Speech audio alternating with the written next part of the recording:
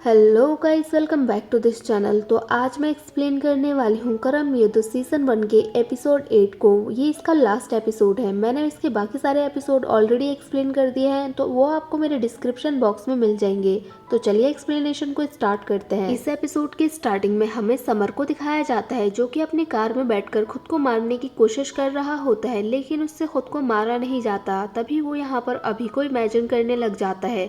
यहाँ पर वो अभी उससे कहता है कि मैंने तुझसे कहा था ना कि मेरी मौत तेरे ही हाथों होगी। और वो उससे कहता है कि आप जाने से पहले मुझे एक लास्ट गुड बाय बोल दे।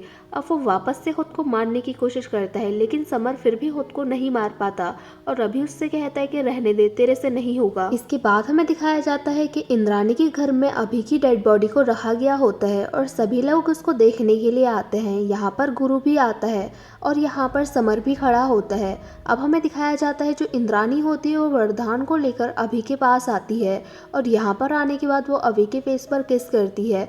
तभी हमें दिखाया जाता है जो भीष्म होता है वो वरदान के पास आकर उससे कहता है कि भाई हिम्मत रखना, हम सब एक ही परिवार के हैं। यहाँ पर जो इंद्राणी होती है वो ये बात सुनकर बहुत ज़्यादा गुस्सा करने लग जाती है। वो कहती है कि ये होता है परिवार और उसको बहुत उल्टा सीधा बोलती है और उससे पूछती है कि आप यहाँ पर क्यों आए हैं।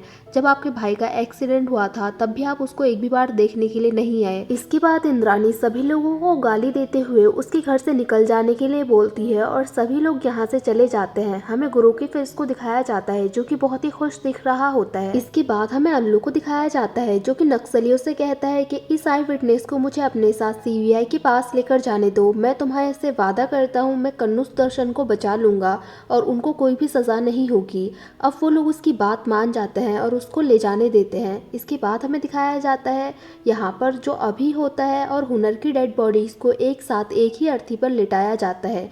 यहाँ पर सभी लोग होते हैं और इंद्राणी बहुत ही ज़्यादा दुखी होती है और दूर से हमें समर को भी खड़ा हुआ दिखाया जाता है जो कि बहुत ही दुखी लग रहा होता है। इसके बाद हमें दिखाया जाता है जो अल्लू होता है वो रघुवीर और मौनी के पास लेकर उस आई विटनेस को आ जाता है और वो उनको बताता है कि इकलौता सर्वाइवर है और वो यहाँ पर उनसे ये भी कहता है कि एक शर्त है, कन्नू सुदर्शन को कुछ भी नहीं होना चाहिए वरना वो सभी लोग मिलकर पूरे शहर में तबाही मचा देंगे। इसके बाद हमें समर को दिखाया जाता है जो कि अभी की फोटो देखकर रो रहा होता है। यहाँ पर उसके पापा आते हैं और वो समर से कहते हैं कि अभी तुम्हारा बहुत अच्छा दोस्त था इसलिए तुम्हारा रोना बनता है, लेकिन आज रोने के बाद आज के बाद कभी मत रोना। और अभी जो मारा गया वो इंद्राणी की वजह से हुआ है, ये उसके कर्मों की सजा है जो अभी को मिली। और वो उससे कहता है कि ये तो इंद्राणी की तबाही की अभी शुरुआत है। यहाँ पर हमें पता चलता है कि अभी को मारने के लिए समर से गुरु ने बोला था। इसके बाद हमें समर को दिखाया जाता है जो कि पुरानी बातों को याद करने लग जाता है और उसकी मेमोरीज से हमें फ्लैशबैक को दिखाया जाता है। यहाँ पर हमें समर की फैमिली को दिखाया जाता है जिसमें उसका एक भाई, मॉम और पापा होते हैं।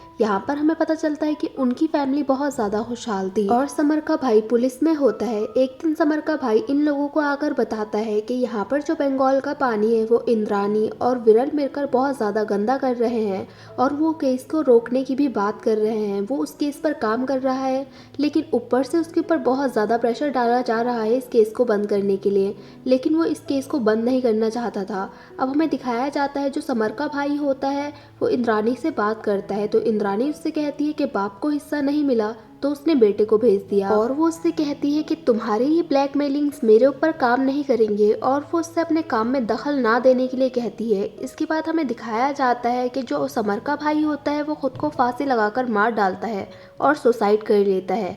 और हमें यहाँ पर दिखाया जाता है जब उसका अंतिम संस्कार हो रहा होता है तो उसकी मॉम को हार्ट अटैक आ जाता है और उनकी भी वहीं पर डेथ हो जाती है और इस तरह से एक हंसती खेलती फैमिली पूरी तरह से बर्बाद हो जाती है। अब हमें दिखाया जाता है जो गुरु होता है वो समर से बात करते हुए बता रहा होता है कि इंद्राणी का एक बेटा है अभिमन्यु और वो उस पे जान छिड़कती है और अभी तक जो कुछ भी हुआ होता है वो सब कुछ पहले से ही प्लान किया गया होता है। इसके बाद हमें दिखाया जाता है कि आदेश के शो पर समर आता है और यहाँ पर वो बात कर रहा होता है कि अभिमन्यु को किसने मारा।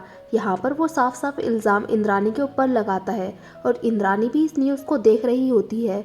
वो कहता है कि उन्होंने मुझसे कहा था कि उसका मुंह किसी तरह से बंद करो, लेकिन मुझे ये नहीं पता था कि वो अपने ही बेटे को मार डालेंगी। और वो यहाँ से इमोशनल होकर उठकर चले जाता है। इंद्राणी इस न्यूज़ को देख रही होती है और उसको ये देखकर बहुत ज़्यादा बुरा लगता है और दूसरी न्यूज़ में बताया जाता है कि इंद्राणी के ऊपर कार्यवाही की जाएगी और दूसरी साइड हमें उस आई विटनेस को दिखाया जाता है जिसको कि ये लोग फोटो दिखा रहे होते हैं।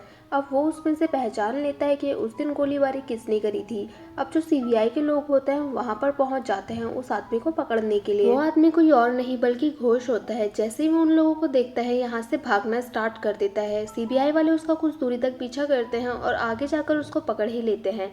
इसके बाद हमें सीबीआई के द्वारा की गई प्रेस कॉन्फ्रेंस को दिखाया जाता है। यहाँ पर वो बहुत सारे खुलासे करते हैं और वो बताते हैं कि उस फैक्ट्री में आग वर्धान रॉय ने लगवाई थी, क्योंकि उसकी बोलने की क्षमता आ गई थी, इसलिए उसने इकबाल से कहकर ये सारा काम करवाया था ताकि वो इंद्राणी रॉय को नीचे गिरा सके। और वो बताते हैं कि भीषम का इसमें कहीं से कहीं तक भी हाथ नहीं है। इसके बाद हमें दिखाया जाता है वो लोग ये भी बताते हैं कि वर्धान रॉय का जो एक्सीडेंट हुआ था वो पहले से ही प्लान किया गया था। वो यहाँ पर बताते हैं कि इंद्राणी और आदेश ने मिलकर ये सब कुछ किया था।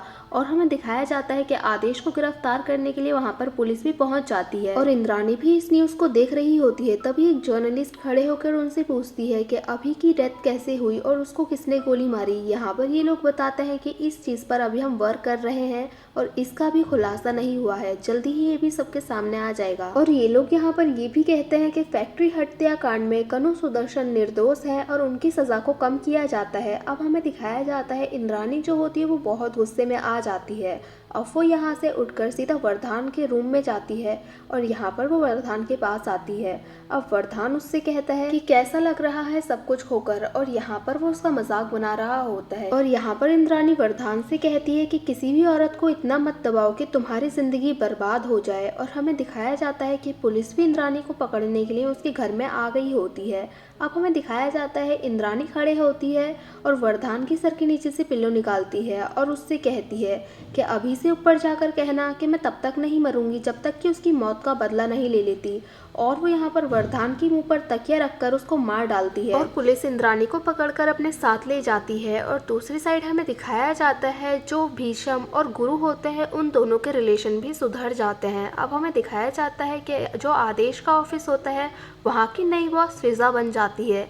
अब फिजा अपने कैबिन में आने के बाद यहाँ पर गुरु को कॉल करती है और उसको सब कुछ करने के लिए थैंक यू बोलती है। और हमें दिखाया जाता है यहाँ पर इंद्राणी से मिलने के लिए समर आता है और वो उससे बात कर रहा होता है। अब इंद्राणी उससे सबके बारे में पूछती है और अभी के बारे में भी पूछती है और फिर वो कहती है कि अरे मैं तो भूल ही गई, अभी तो मर गया और उसको तूने मारा है। यहाँ पर वो कहता है कि तूने मेरे भाई को मारा और मैंने अभी को। अब वो उससे कहती है कि तू पागल है क्या, तुझे क्या लगता है कि मैंने तेरे भाई को मारा है और मैं तेरे भाई को क्यों मारूंगी। और वो उससे ये भी कहती है कि तुझे अभी तक भी नहीं पता है कि तेरे भाई को किसने मारा है, इतना सब कुछ करने के बाद भी। इसके बाद वो उसको एक वार्निंग देते हुए कहती है कि तू और तेरा बाप जाकर किसी भी कोने में छुप जाओ, लेकिन मैं तुम दोनों को वहां से भी ढूंढ कर मारूंगी। अब वो इससे कहती है कि जाकर अपने बाप को देख, उसको झटका लगाया नहीं। अब समर गुस्से में इंद्राणी से पूछता है कि तूने क्या किया है और वो अपने डैड को कॉल करने की कोशिश करता है लेकिन उनका फोन नहीं लगता है। इंद्राणी यहाँ पर पागलों की तरह हंस रही होती है और उससे भागने के लिए कहती है कि जा जल्दी अपने बाप के पास जा। अब हमें यहाँ पर गुरु को दिखाया जाता है जिसके पास की इजाबेल का कॉल आता है और वो उससे कहती है कि मैंने आपको ये बताने के लिए कॉल किया है कि मैं नेक्स्ट वीक आऊँगी।